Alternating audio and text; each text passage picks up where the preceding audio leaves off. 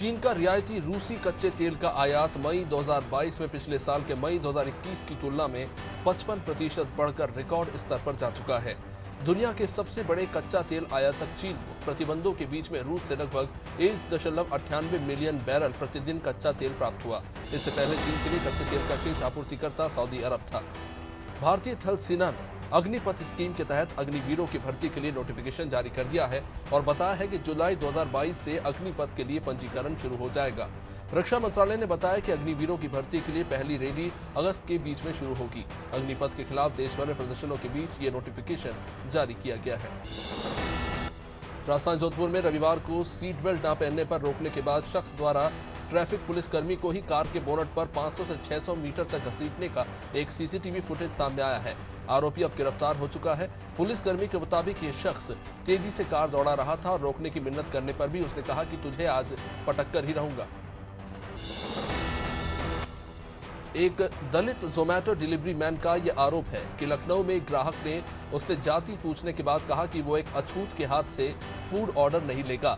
Delivery man के अनुसार ग्राहक ने उसके मुंह पर थूका और 10-12 लोगों ने मिलकर उसे जमकर पीटा। इस मामले में अब एफआईआर दर्ज कर ली गई है।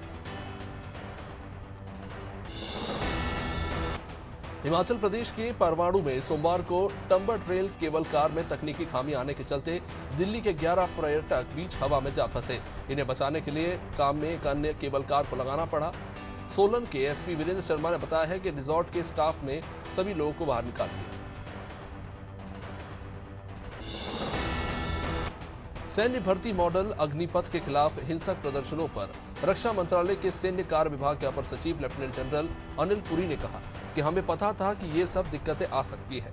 उन्होंने कहा कि जब बदलाव होता है तो आक्रोश भी दिखता है, लेकिन हमने कभी नहीं सोचा था कि युवा सरकारी संपत्ति को नुकसान पहुंचाएंगे।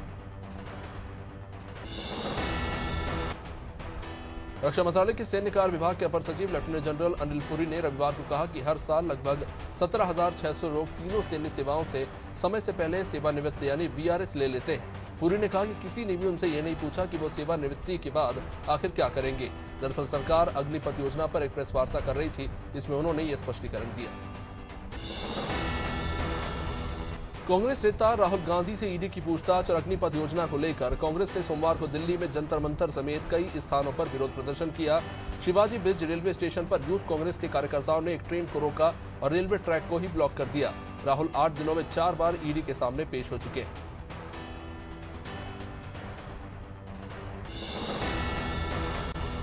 बीजेपी की पूर्व प्रवक्ता नूपुर शर्मा ने पैगंबर मोहम्मद पर आपत्तिजनक टिप्पणी की थी। अब इस मामले में कोलकाता पुलिस के सामने पेश होने के लिए नूपुर ने 4 हफ्ते का अतिरिक्त समय मांगा है।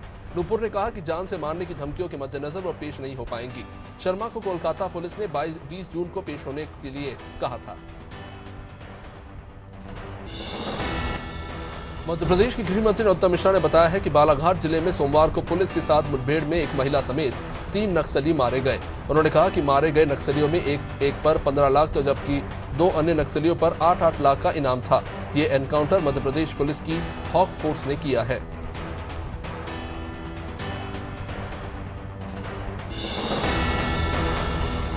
अग्निपथ योजना को लेकर हो रहे विरोध प्रदर्शनों के बीच रेलवे सुरक्षा बल ने प्रदर्शनकारियों से रेल संपत्ति को नुकसान न पहुंचाने की अपील की है। आरपीएफ ने ट्वीट किया कि रेलवे की संपत्ति राष्ट्र तथा जनसाधारण की संपत्ति है, इसकी सुरक्षा सबकी जिम्मेदारी है।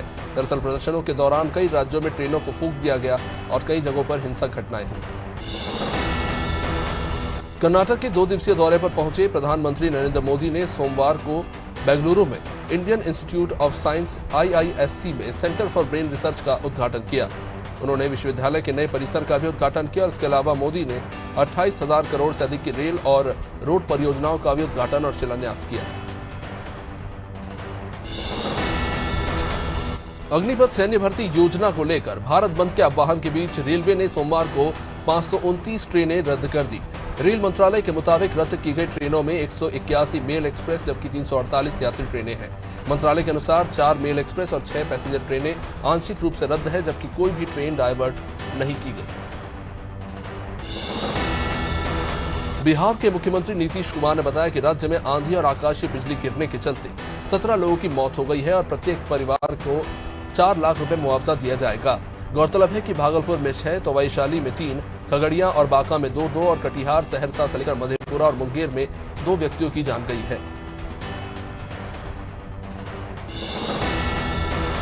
मेघालय में एक सड़क पर तेज वाटरफॉल के कारण पर्यटकों की कारों के रुकने का एक वीडियो तेजी से वायरल हो रहा है। एक कार के अंदर से लिए गए इस वीडियो में दुनिया में सर्वाधिक बारिश होने वाली जगह मौसिनड्रम में केंड्रेम फॉल्स पानी की दीवार जैसा बैरियर बनाता दिख रहा है। उद्योगपति आनंद महिंद्रा से लेकर कई लोगों ने इस वीडियो को ट्वीट किया है, जिसमें झरना एक तरह से पूरे रास्ते को ही ब्लॉक कर रहा है। केंद्रीय मंत्री स्मृति ईरानी कोरोना संक्रमित हो गई है। रविवार को उन्होंने ट्वीट करके इसकी जानकारी दी। उन्होंने कहा कि राजेंद्र नगर में आयोजित एक कार्यक्रम में सम्मिलित नहीं हो पाने के लिए उन्होंने वहां के लोगों से क्षमा मांगी। उन्होंने कहा कि क्योंकि मेरी रिपोर्ट कोरोना की पॉजिटिव आई है, इसलिए वो उपस्थित नहीं हो पाएंगे। राजेंद्र नगर विधानसभा सीट पर उपचुनाव के लिए 23 जून को मतदान होगा। केंद्रीय मंत्री और पूर्व आर्मी चीफ वीके सिंह ने सैन्य भर्ती मॉडल अग्निपथ के खिलाफ प्रदर्शनों पर कहा कि अगर आपको स्कीम अच्छी नहीं लगती है तो मत आओ। आपको आने के लिए बोल कौन रहा है? वीके सिंह ने कहा कि आप बसें और ट्रेनें जला रहे हो। किसी ने आपको बोला कि हम आपको फौज में लेंगे? पहले तो मापदंडों पर खरे उतरो।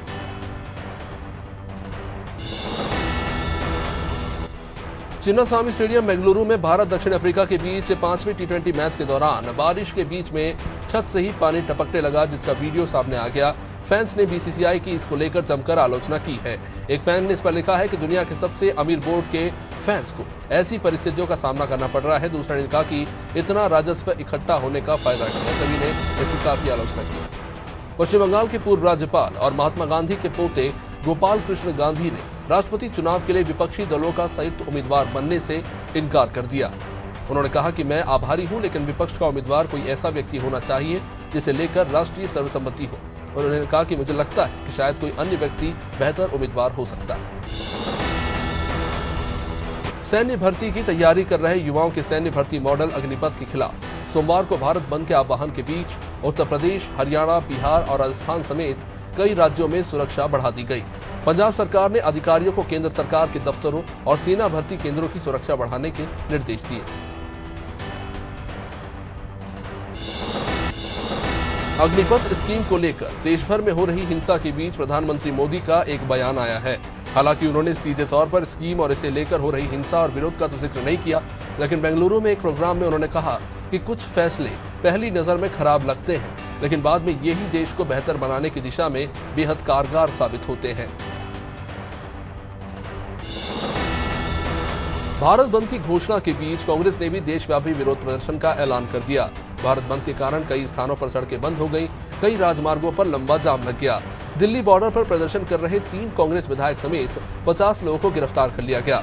दिल्ली में शिवाजी ब्रिज पर यूथ कांग्रेस के कार्यकर्ताओं ने अग्निपथ योजना का जमकर विरोध किया और ट्रेनें भी रुकवा दी। महाराष्ट्र की सांगली में हैरान कर देने वाली घटना सामने आई है, जहां एक ही परिवार के 9 लोगों की घर में लाश मिली। इसके बाद इस पूरे इलाके में सनसनी फैल गई है। पुलिस के अनुसार कर्ज के बोझ तले दबे परिवार ने आत्महत्या की है, ऐसी आशंका जताई जा रही है। मरने वाले सभी लोगों का संबंध एक डॉक्टर परिवार से बताया जा रहा है। अग्निपथ योजना पर राज्यसभा में विपक्ष के नेता मल्लिकार्जुन खड़गे ने सोमवार को कहा कि 75 साल में पहली बार सरकार द्वारा लिए गए नीतिगत फैसले का बचाव करने के लिए सेना प्रमुख मोर्चा संभाल रहे हैं। खड़गे ने कहा कि भाजपा 46,000 युवकों को तैयार करके इन्हें आरएसएस में लाना चाहती है।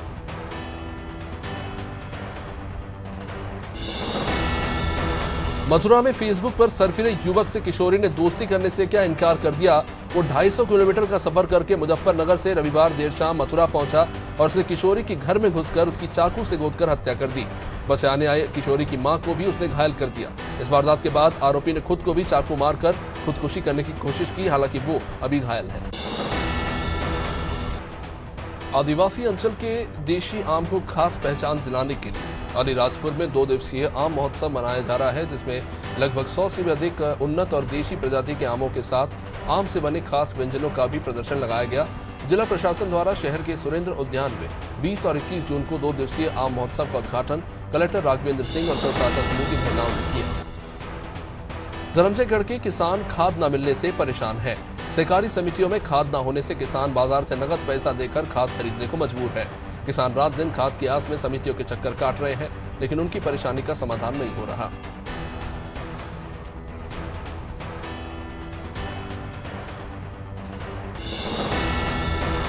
इंदौर पुलिस ने 2 पहिया वाहन चोरी करने वाले 3 आरोपियों को गिरफ्तार किया है। इन आरोपियों के पास से 3 दोपहिया वाहन बरामद हुए हैं। पुलिस ने तीनों आरोपियों को प्राणी संग्रहालय के पार्किंग से वाहन चोरी करते समय धर दबोचा। पुलिस के मुताबिक आरोपी अपने शौक पूरे करने के लिए वाहन चुराया करते थे।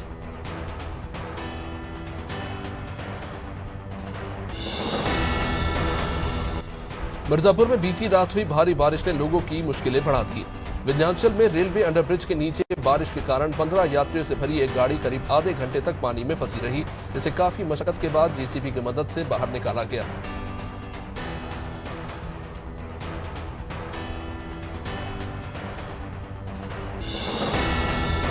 बदायूं में भारतीय स्टेट बैंक की मेन ब्रांच से 2 बदमाश लाखों रुपए से भरे थैले को लेकर भाग निकले।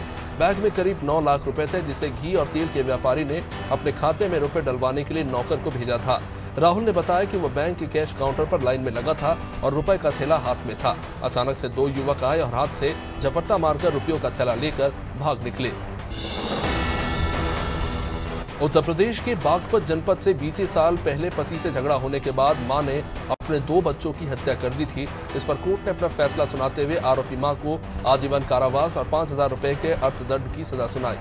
आरोपी अंजुम ने पति से झगड़े के बाद अपने 2 बच्चे उमेर और अलशिफा की हत्या कर दी थी। बटियागढ़ के रजपुरा थाना क्षेत्र में आने वाले सतपुर चौकी के सातपुर गांव में अज्ञात वाहन की टक्कर से एक युवक की जान चली गई। सातपुर गांव के बाहर 23 साल के पर्वत लोधी का शव मिला। युवक के सिर पर गंभीर घाव और पीठ में गंभीर चोटों के निशान थे। रजपुरा पुलिस इस मामले की सूक्ष्मता से जांच कर रही है।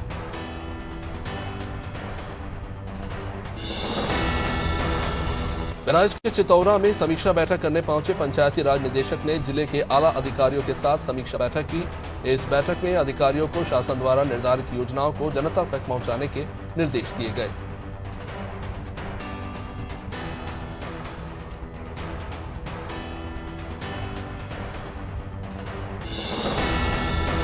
बस्तर पुलिस के द्वारा आपराधिक तत्वों के विरुद्ध लगातार कार्रवाई की जा रही है। पनारापारा स्थित एक किराना दुकान में हुई चोरी की वारदात को सुलझाने में बस्तर पुलिस को सफलता मिली। 4 दिन पहले रात में किराना दुकान में अज्ञात चोरों ने 95,000 रुपए की चोरी की घटना को अंजाम दिया।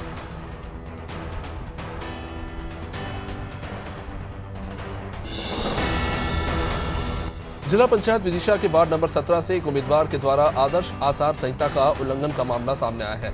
इसमें शिकायतकर्ता ने आरोप लगाया कि जिला पंचायत चुनाव में एक राष्ट्रीय पार्टी का नाम और उसके चुनाव चिन्ह का उपयोग बैनर और पोस्टर से लेकर स्टिकर तक में भी किया जा रहा है, जो त्रिस्तरीय पंचायत चुनाव में आदर्श आचार संहिता का उल्लंघन है।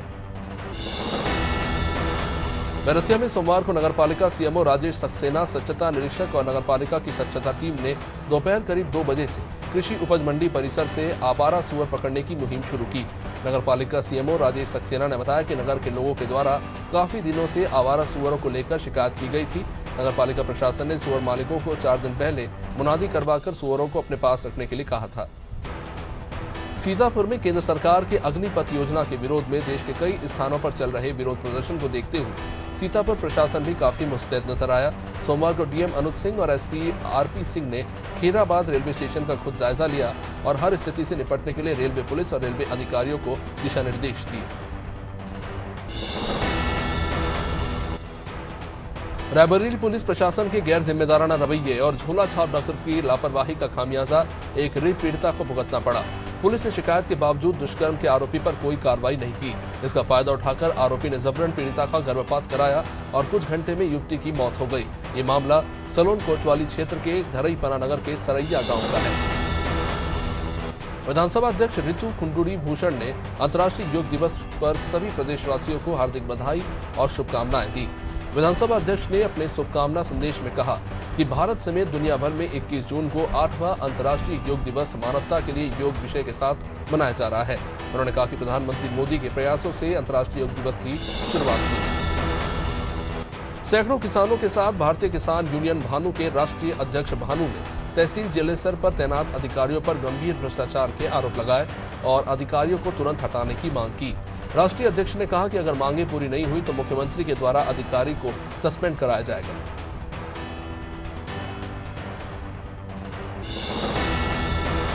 मेरठ में बिजली का करंट लगने से 11 साल के बच्चे की मौत हो गई। यह घटना लिसाड़ी गेट इलाके की। बच्चा रविवार रात दोस्तों के साथ जामुन तोड़ने के लिए पेड़ पर चढ़ा। करंट लगने से वो सीधे जाकर नाले में गिरा। बच्चे के नाले में गिरने के बाद नीचे खड़ा दोस्त दहशत में आ गया और वो घर जाकर सो गया। बच्चा जब घर नहीं पहुंचा तो परिजन ने रात भर तलाश की। बाद में सुबह दोनों दोस्तों ने घटना के बारे में बताया। अग्निपथ योजना को लेकर पूर्व सैनिक ने कहा कि युवाओं को भड़काया जा रहा है और विदेशों की तरह 20 वर्ष पूर्व लागू होनी चाहिए ये योजना। अग्निपथ भारत को आर्थिक, सामाजिक और वैश्विक स्तर पर सुदृढ़ करेगी और इसकी ये एक दूरगामी योजना है। विदेश की तरह ये योजना देश में भी 20 वर्ष पहले ही लागू हो जानी चाहिए थी।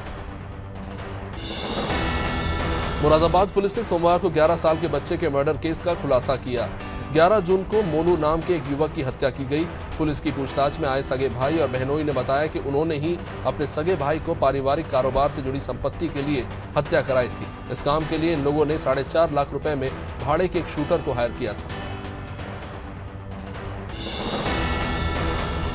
पलेरा नगर के तहसील कार्यालय में हड़कंप मच गया जब शराब के नशे में धुत एक युवक ने पलेरा तहसील कार्यालय में जाकर कर्मचारियों और आम लोगों के बीच में जमकर हंगामा किया। तहसील कार्यालय पहुंचने से पहले ही युवक करीब 11:30 बजे हाथ में लाठी लेकर आबकारी ठेके पर पहुंचा था। वहां भी युवक ने अश्लील गालियां दी और सड़क पर जमकर उत्पात मचाया। नगरीय निकाय चुनाव को लेकर कांग्रेस बीजेपी से टिकट मांगने वाले उम्मीदवारों को पार्टी द्वारा टिकट नहीं देने पर बगावत के तेवर दिखाई दे रहे हैं। इंदौर के विधानसभा 2 के वार्ड नंबर 33 से बीजेपी से टिकट नहीं देने को लेकर माया दाव भट्ट ने हुंकार भर दी है। माया का आरोप है कि वो बीते 20 सालों से पार्टी में रहकर जनता की सेवा कर रही हैं, लेकिन पार्टी ने कांग्रेस से बीजेपी में आए मनोज मिश्रा को टिकट दे दिया। 16 जून को एचपी गैस के डिलीवरी बॉय और ड्राइवर से छीना झपटी कर लुटेरों ने 74,000 की लूट की थी। घटना को लेकर स्टेशन रोड थाना पुलिस ने सीसीटीवी फुटेज की जांच और इसी के आधार पर कुछ आरोपियों को धर दबोचा। पुलिस ने जिनके पास से 56,000 रुपए लूट के बरामद कर लिए हैं। हालांकि 18,000 रुपए इन आरोपियों ने खर्च कर दिए थे। मुख्यमंत्री शिवराज सिंह चौहान ने रणजी ट्रॉफी के फाइनल में पहुंची मध्य प्रदेश की टीम के खिलाड़ियों से वीडियो कॉन्फ्रेंसिंग के जरिए सोमवार को बातचीत की। गौरतलब है कि मध्य प्रदेश का फाइनल मुकाबला 22 जून को मुंबई की टीम से होने जा रहा है और इससे पहले उन्होंने तमाम खिलाड़ियों से बातचीत करके मुख्यमंत्री शिवराज सिंह चौहान ने उनकी हौसला अफजाई की। दिल्ली के आम आदमी पार्टी मुख्यालय में राज्यसभा सांसद संजय सिंह ने पत्रकारों को संबोधित किया। इस मौके पर उन्होंने आम आदमी पार्टी का विस्तार किया। देश के अलग अलग राज्यों से बहुजन समाज पार्टी के सीनियर लीडर पूरन सिंह ने अपने समर्थकों के साथ आम आदमी पार्टी का दामन थाम लिया। काशीराम के भतीजे ने भी आम आदमी पार्टी की सदस्यता ली। इस दौरान पूरन सिंह ने मायावती पर भी जमकर निशाना साधा। बीजेपी प्रदेश अध्यक्ष वीडी शर्मा ने अधिकृत प्रत्याशी के खिलाफ नामांकन दाखिल करने वाले प्रत्याशियों से नाम वापस लेने की अपील की। उन्होंने कहा कि नियमों का पालन न करने पर संविधान सम्मत कार्रवाई की जाएगी। उन्होंने भोपाल नगर निगम पार्षद पद के लिए दिए गए 2 टिकटों को वापस लेने का भी ऐलान कर दिया। बिलासपुर जिले के रतनपुर थाना क्षेत्र में दर्दनाक सड़क हादसा हुआ। तेज रफ्तार कार खड़े ट्रेलर में जा घुसी। इस हादसे में कार सवार 4 लोगों की मौत हो गई। एक की हालत काफी नाजुक बताई जा रही है। यातायात विभाग के एडिशनल एसपी ने बताया कि कार सवार 5 लोगों की कार भरारी गांव के पास एक खड़े ट्रेलर में जा घुसी थी।